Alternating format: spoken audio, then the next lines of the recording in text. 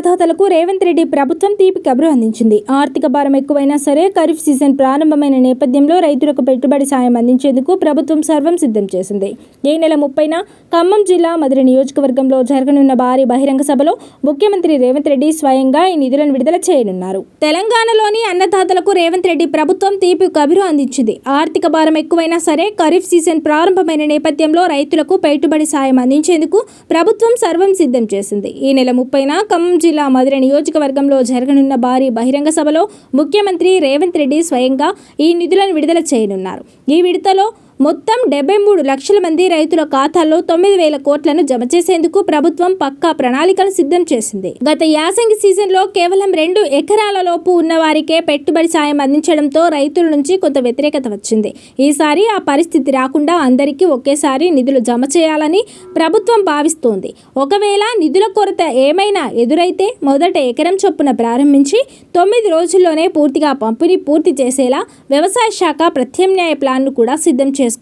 గత ప్రభుత్వంలా కాకుండా ప్రజల సొమ్ము వృధా కాకుండా కేవలం నిజమైన సాగు చేసే రైతులకే ఈ సాయం అందేలా రేవంత్ ప్రభుత్వం కఠిన నిర్ణయాలు తీసుకోబోతుంది.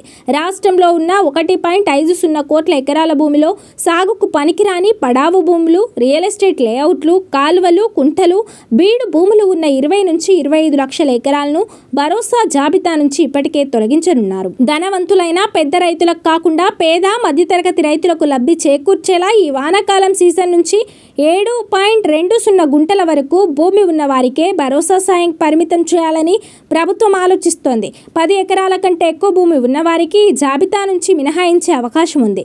పత్తి వంటి పంటలు రబీలో సాగు చేయనందున రైతు భరోసాను కేవలం ఒకే ఒక ప్రధాన ఖరీఫ్ సీజన్కే పరిమితం చేయాలా అనే కోణంలోనూ ప్రభుత్వ పెద్దలు సమాలోచనలు చేస్తున్నారు. పత్తి వంటి పంటలు రబీలో సాగు చేయనందున రైతు భరోసాను కేవలం ఒకే ఒక ప్రధాన ఖరీఫ్ సీజన్కే పరిమితం చేయాలా అనే కోణంలోనూ ప్రభుత్వ పెద్దలు సమాలోచనలు చేస్తున్నారు. ఎన్నికల హామీ ప్రకారం ఎకరానికి 15,000 ఇస్తే స్థానిక సంస్థల ఎన్నికల్లో పార్టీకి తిరుగుండదని, అలాగే కౌలు రైతులను ఆదుకునేందుకు ఒక ప్రత్యేక చట్టాన్ని తీసుకురావాలని కొందరు మంత్రులు సీఎంకు ప్రతిపాదనలు పెట్టారు.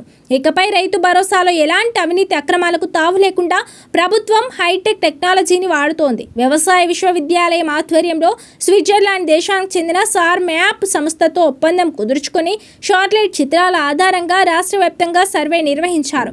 ఈ సర్వే ద్వారా రాష్ట్రంలో ఏ గ్రామంలో ఏ సర్వే నెంబర్లో ఏ పంట వేశారనేది 90% ఖచ్చితత్వంతో గుర్తించారు. పైలట్ ప్రాజెక్టు కింద జిల్లాకు 5 గ్రామాలను ఎంపిక చేసి ఏఈఓలతో క్షేత్రస్థాయిలో సర్వే చేయించక శాటిలైట్ వివరాలు, క్షేత్రస్థాయి వివరాలు ఒక్కటిగానే వచ్చాయి. దీనివల్ల కేవలం పంట సాగు చేసిన వారికే ప్రభుత్వ పథకాలు అందుతాయి. అంతేకాకుండా ప్రకృతి విపత్తుల వల్ల పంట నష్టపోతే నేరుగా నష్టపరిహారం అందించడానికి విత్తనాలు, ఎరువులు ముందే సిద్ధం చేసుకోవడానికి ఈ డేటా ప్రభుత్వానికి ఎంతో ఉపయోగపడుతుంది.